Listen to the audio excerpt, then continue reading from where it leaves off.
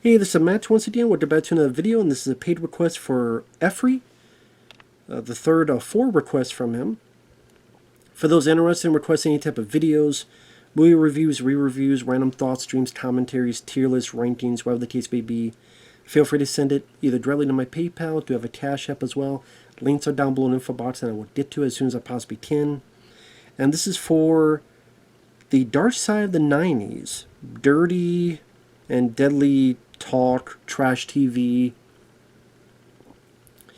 which I didn't even know when he requested this there was a Dark Side of the 90s. I didn't read it right the first time. I'm like, Dark Side of the comedy? No, it's not really comedy. Wait, Dark Side of the... There's that? Yep, there is. Just like I said before, Dark Side of the Ring, the wrestling one, was so popular, I guess Vice is like, hey, this is successful, so we did Dark Side of Comedy, now Dark Side of the 90s. I don't know if they have other ones like that. There's a Dark Side of the 80s. Maybe there will be, if there ain't one now. But this was interesting, just to see all the old footage from back in the day. Granted, my issue is, for the most part, for the, 40 to 50 minutes, they mostly talk about Jerry Springer. I expected that, but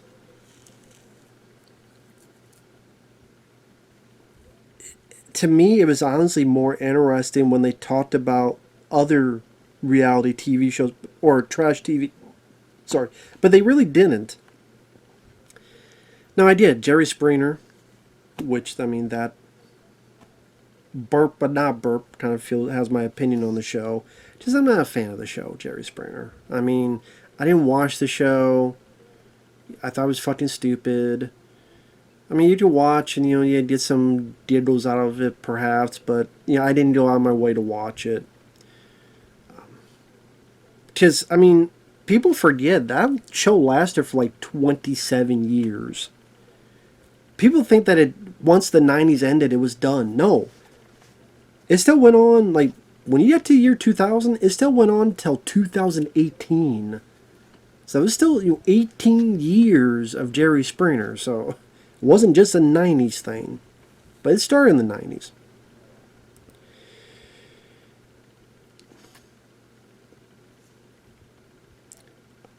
I do like that, of the people they interviewed, Montel Williams was one of them, because I do remember vaguely Montel Williams' show. Frankly, I remember him more because he was in a Dolph Lundgren film called The Peacekeeper.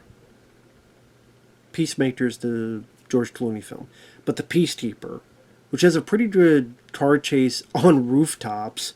I'm like, this is pretty good for a direct-to-video movie. This is pretty good action scene, and it's kind of Dolph Lundgren doing a little bit of Die Hard, where he's got to go stop these warheads, and Montel Williams is one of Dolph's allies. And I thought he did a decent job for what he needed to do in that. But they show briefly Maury, and he started the whole, "You are not the father," that type of stuff. And the other people they interview, there's a guy who's or a lady who's like a professor of sociology. There's a lady who was an associate producer, Jerry Springer. There's Richard Dominic, the executive producer of Jerry Springer. And they talked heavily about Jerry. Now, granted, I had seen the Jerry Springer documentary, so a chunk of this I already knew from that. Like, Springer was a newscaster in Cincinnati. He was a mayor at one point. He was in politics. He had to step down because he wrote a hooker a check. Never write them checks. Like Charlie Sheen, Jerry Springer.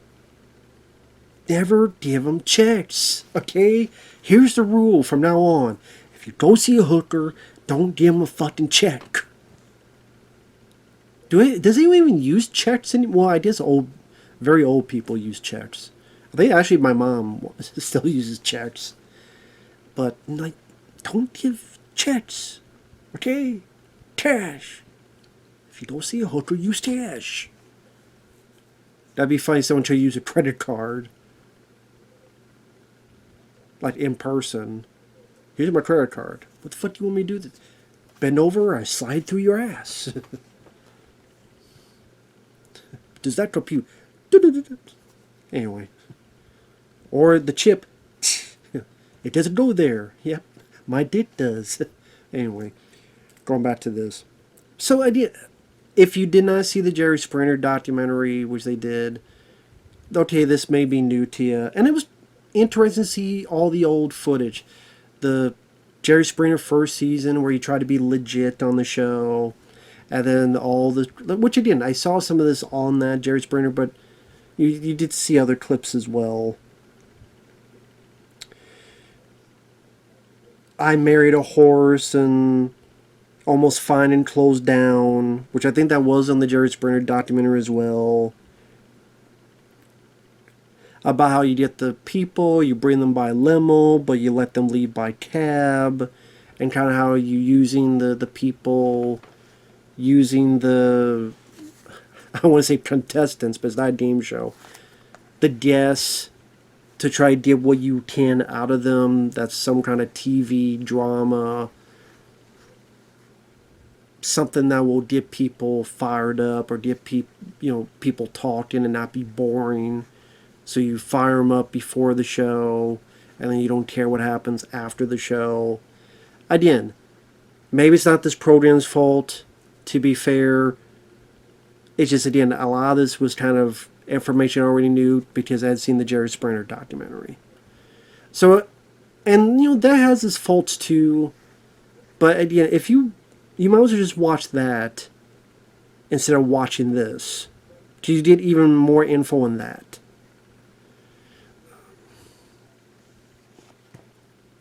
What was it called? Was it just called Jerry? I'm trying to remember now. What was it called?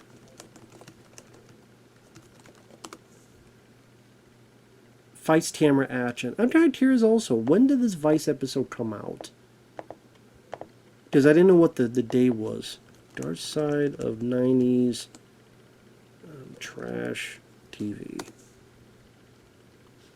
trying to see and then there's Jerry Springer doc, which was on which I believe I did review it. Okay, I think this was... Okay, this was 2021. The documentary, I think, was 2025, this year. I forgot it was this year. Damn.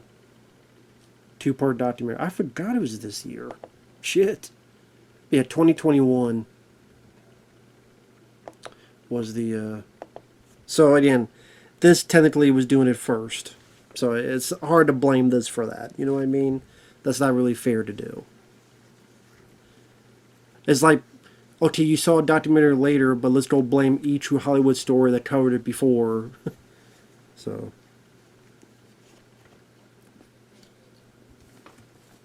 at least there was a program that was mentioning this stuff before that documentary. So at least it seems a bit consistent. But again, if you want to learn more about that, you just go watch that instead of this. Again, what was more interesting to me was seeing the other stuff. Like Richard Dominic saying one of the things... him or the program said one of the things to take a cue from was Geraldo. And the incident in 1988 where there was white supremacists and black activists, and one tried to fight the other, and this big brawl happens, and that wasn't really known for these kind of shows, and that's when Geraldo got his nose broken. I also like that they do mention also the Al Capone vault, where it was big event. What's in Al Capone's vault? Is it bodies? Is it money? Is it guns? And they did this big hype, and when they opened it, there was jazz shit in it. So it was all hype, all sizzle, no steak. Big hype, no payoff. But it did get a lot of...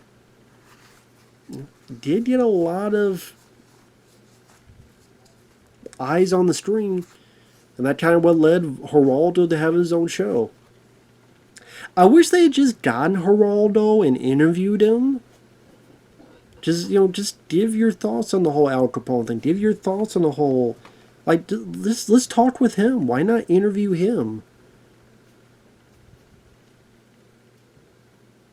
I mean, I like that they interviewed Montel Williams, but it's kind of weird that you're like, why don't you interview Geraldo and have him explain some of this stuff? Or this one I did not know about, which made it the most fascinating part of this thing, is Jenny Jones. Because I didn't know who the fuck Jenny Jones was. In fact, who is, like, obviously she had a talk show, but, like, who the fuck is Jenny Jones? She's 79 years old. I didn't even know she had a fucking show. Because I never heard of it before. Taped at the NBC Tower, 1991 to 2003. So 12 seasons. Over 2,000 episodes.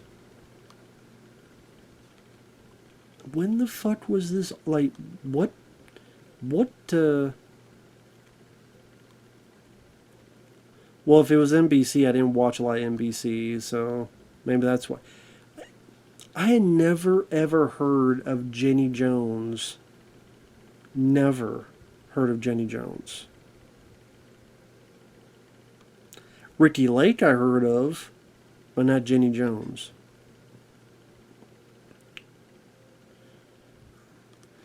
But because people were trying to get a little bit of the Jerry Springer, it became a little bit more of a tabloid talk show. And I guess there's this thing where, again, I never heard this story before. In 1995, it was taped but never broadcast. So they had a taping where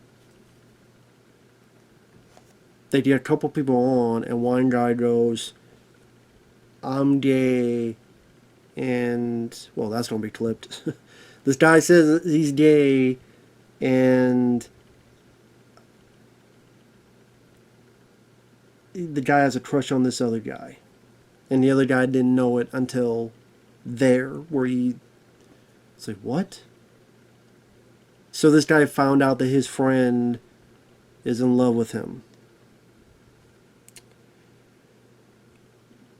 Well, eventually later on, like, well, not too later, like fairly soon after, John Schmidt killed the guy named Scott. John Schmidt was the guy who was straight, and I guess Scott was adamant about, hey, maybe we could have something together. And John Schmidt, I guess, had enough and murdered the guy.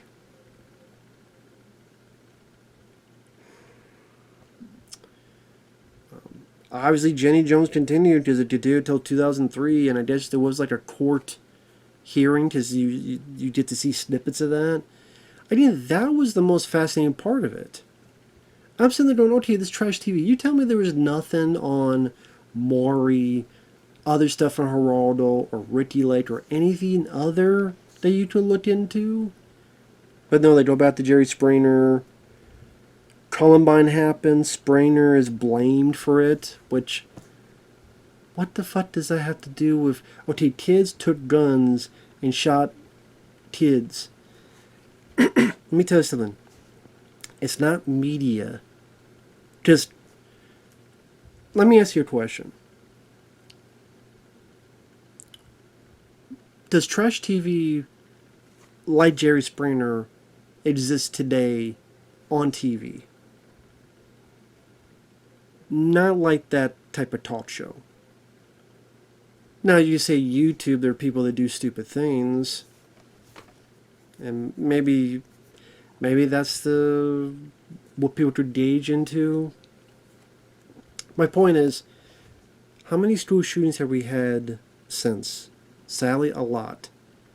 Jerry Springer has not been on the air for a long fucking time. And he's dead. It was done in 2018 and he died a few years ago.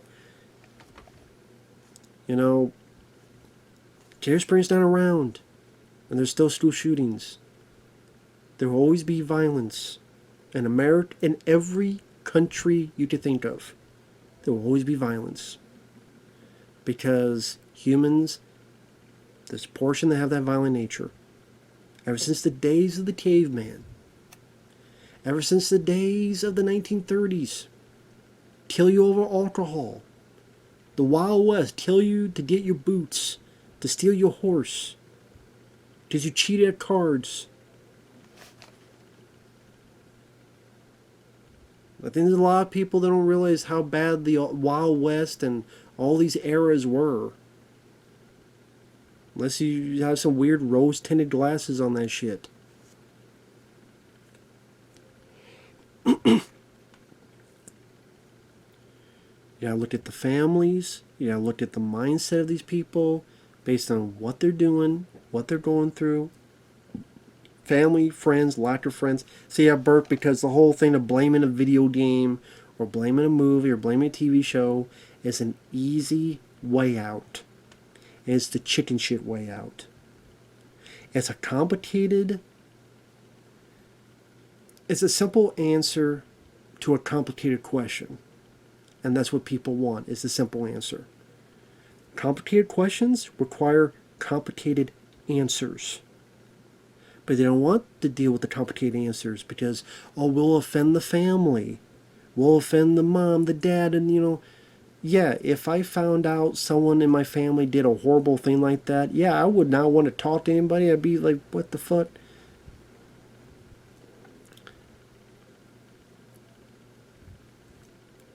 But yeah, I would definitely be wondering, well, what did I do? What could I have done? What should I have done? But that stuff does require important investigation and information.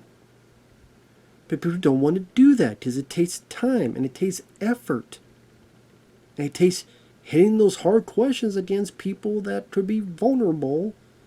But those questions need to be asked and answered. But people don't want to do that because it'll be uncomfortable. Because they don't get mad at me. They don't call me bad names. They don't do this and that.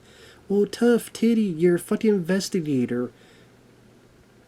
It ain't an easy fucking job. You probably knew that when you took the dig in the first place. So listen, it's that video game. It's gotta be. Is it? It's gotta be that TV show. It's gotta be The Matrix and Doom. The Matrix and Doom did that. Really?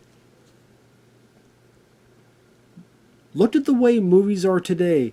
Why do kids do it now? You look at the way the movies, it's superhero movie. It was a superhero movie that did it, that caused it now.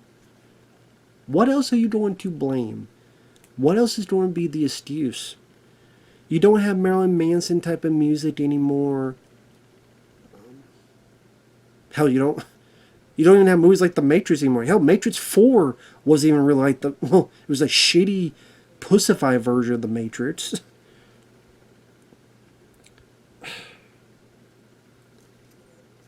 They put the blame on something easy because it's the easy thing to do. They feel, yell about that game, do something about games. And that's that. I'm like, no, it's not. But people don't want to look into it. But again, I thought that was interesting. Again, they taped it, but they never broadcast it. I guess that's why I never heard of it before.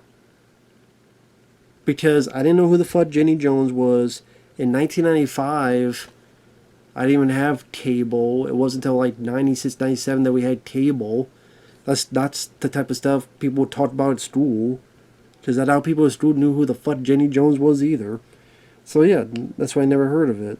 But that was interesting. I wish more stuff like that from other like talk show trash. And if not just talk shows, but other maybe trash TV. Because they briefly mention like the Desperate Housewives and... They show like Survivor, like at the very end. But I'm like, there's gotta be stuff in the 90s that were popping up that you could delve a bit deeper into.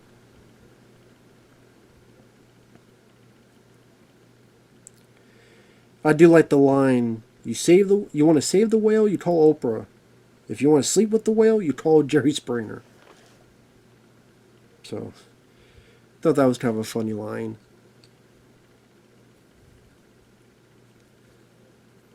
And it's weird how they mention, well, by the time it's 2000, the ratings dipped.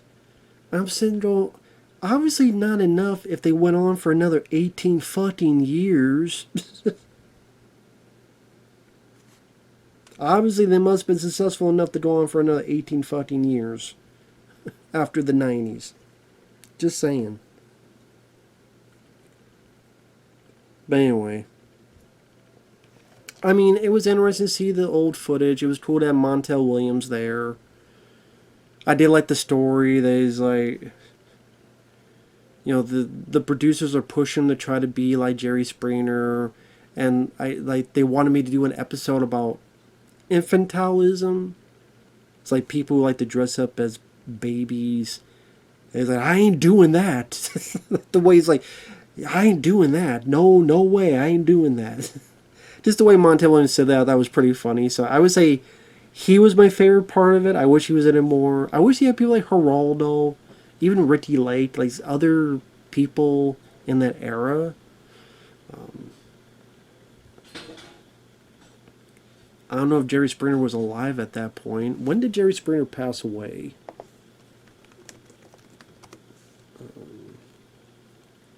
He passed away 2023, so he was alive at this point. I don't know if it's like they just don't ask these people or they say no. It's like Andrew Dice Clay, the Vice Dark Side's Comedy. Did you ask Andrew Dice Clay if he'd come in and say his piece or no? I think they don't, just for whatever the fuck reason. I don't know. Like, they really have the subject that they're talking about in the show. I don't know. Something about that is kind of weird. I'm not saying they never have, but I'm trying to think.